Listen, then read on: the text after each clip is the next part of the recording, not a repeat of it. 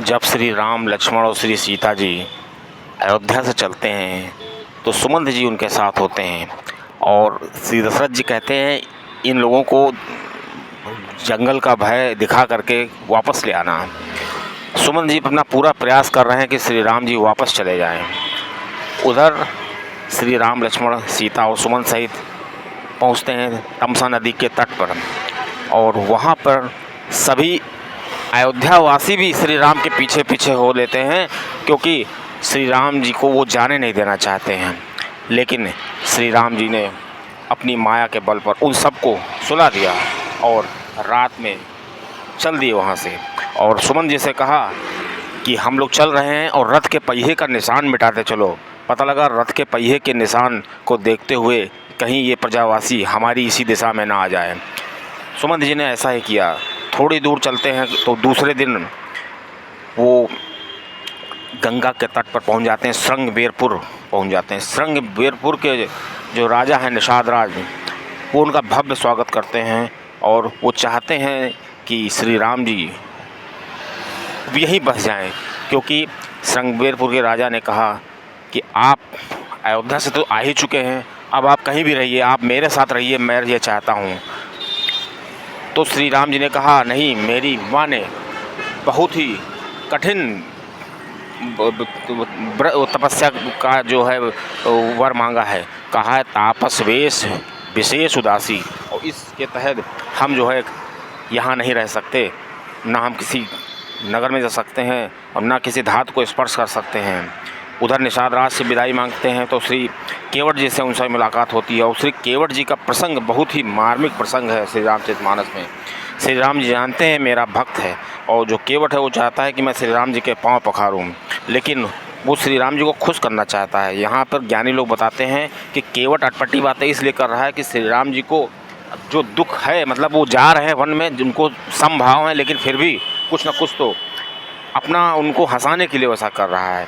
दोस्तों, श्री तुलसी बाबा जी लिखते हैं, मांगी नाव न केवट आना, कहीं तुम्हार मरम मैं जाना, चरण कमल रज कौ सब कहाई, मानुष करनी मोर कछुआई। अब बुद्ध शिला भई, जैसे ही छुआ उन्होंने, छुअत शिला भई नारी सुहाई, पाहन ते न काठ कठिनाई। यहाँ से तुलसी बाबा जी कहना चाहते हैं कि श्री राम जी ने जब केवट से नाव मांगी तो उसने मना कर दिया कि मैं नहीं आऊँगा, और उसने पहले ही निषाद राज से पहले ही कह दिया था कि यहाँ के जितने केवट हैं उनको मना कर दो क्योंकि मैं ही श्री राम जी को ले जाऊँगा। तो निषाद राज ने ऐसा ही किया और चूंकि केवट ने चुपचाप बातें सुन ली थी जब श्री लक्ष्मण जी निषाद राज को समझा रहे थे, क्योंकि निषाद राज बार बार कह रहे थे कि श्री राम जी को हम लेने आए हैं, इनको लेके जाएंगे, उनको यहीं रोकेंगे।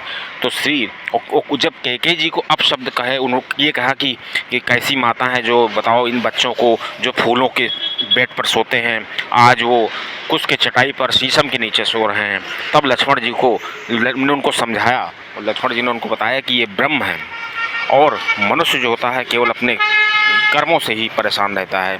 तो दोस्तों, केवट ने बातें सुन ली थी तो केवट जान गया था कि राम ब्रह्म है और बस वो कुल मिलाकर के श्री राम के चरण पखारना चाहता था। लेकिन केवट ये जानता था कि अगर मैंने नाव किनारे रखी तो ये आके बैठ जाएंगे, मैं चरण नहीं पखार पाऊँगा।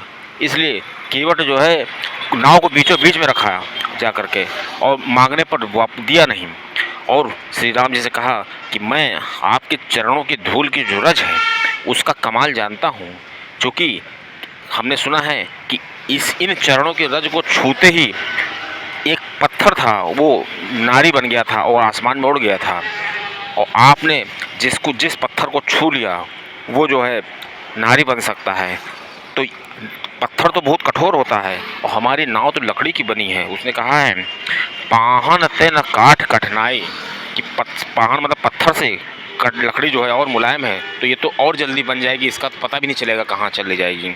आगे श्री केवट तुलसी बाबा लिखते हैं कि श्री केवट के बारे में कि तरणी मुनि धरणी हुई जाई, बात पर ही मोई नाव उड़ाई, कि मेरी नाव उड़ जाएगी।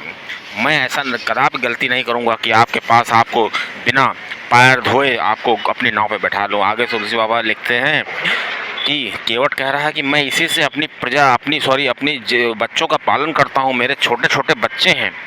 अगर ये नाव अगर स्त्री बन गई तो एक स्त्री तो पहले से ही है, जो दूसरी स्त्री हो जाएगी तो और हमारे घर में लड़ाई होगी। मैं अपनी स्त्री से क्या बताऊंगा कि मैं स्त्री कहाँ से लाया हूँ। और साथ में मैं कोई पढ़ा लिखा तो हूँ नहीं कि जा करके कथा कर लूँगा या कोई पूजा पाठ करके पैसा कमा लूँगा। मेरी तो यही रोजी रोटी है।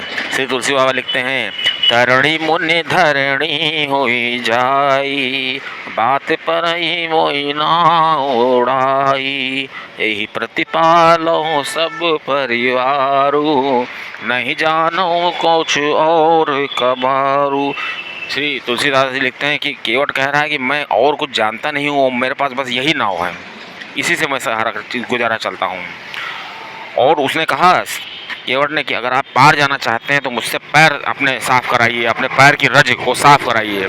जो प्रभु पार असी न चाहूँ, जो आप पार करना चाहता हैं, मोहि पद पद्म पखारन कहूँ। ऐसे में श्री लक्ष्मण जी को क्रोध आ जाता है। लक्ष्मण जी कहते हैं कि क्या एक पत्थर बनने से सभी स्त्रियां हो गई? क्या श्री राम जी जितने पत्थरों पर चलते हैं सब स्त्रियां बन जाती हैं? तो केवट ने कहा आप नहीं जानते हैं जो स्त्री बनी थी वो कौन सा पत्थर था। तो लक्ष्मण जी कहते हैं मुझे तो नहीं मालूम कौन सा पत्थर था। तो लक्ष्मण जी चुप हो गए। तो केवट ने कहा मैं आपको बताता हूँ। जब श्री